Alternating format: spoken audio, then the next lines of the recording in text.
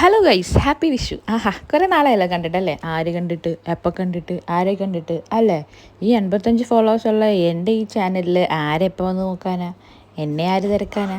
അതെനിക്കറിയാം.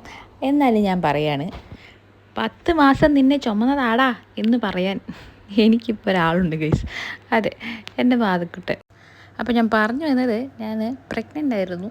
ഡെലിവറി കഴിഞ്ഞ് ഒരു ആൺകുട്ടിക്ക് ജന്മം നൽകി. ഓക്കെ, അതൊക്കെ ആ സൈഡിലിരിക്കട്ടെ.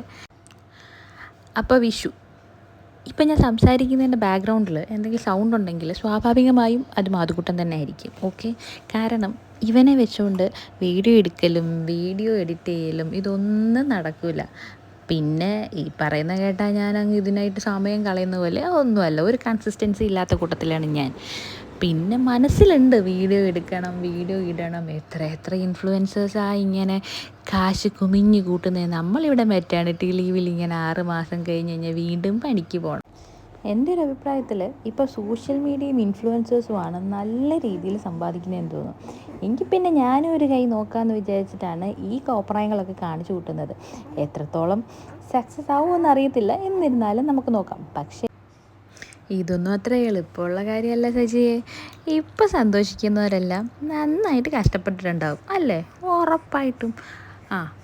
പറഞ്ഞ് വിഷുക്കണി ഒരിക്കലും കഴിഞ്ഞ് വിഷുക്കണി കാണാനുള്ള ഇവിടെ അറ്റൻഷൻ കിട്ടിയില്ലെങ്കിലേ ആശാൻ എടഞ്ഞു. അപ്പോൾ ഇതിൻ്റെ ബാക്കി വോയിസ് ഓവർ എപ്പോൾ ചെയ്യും എന്നെനിക്കറിയില്ല. എന്നാലും ഇവൻ്റെ ഈ സൗണ്ട് വെച്ചിട്ട് ഞാനങ്ങ് ചെയ്യുക.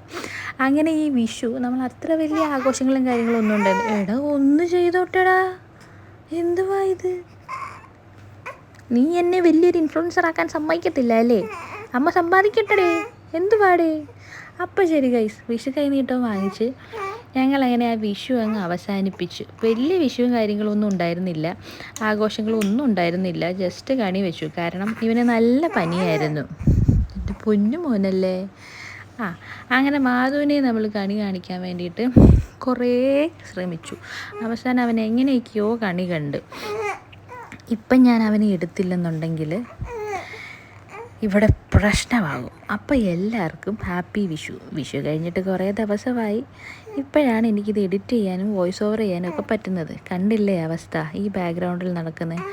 അപ്പോൾ എല്ലാം മംഗളകരമായി നടക്കട്ടെ എന്ന് ഞാൻ തന്നെ എന്നോട് ആശംസിക്കുന്നു. ബൈ.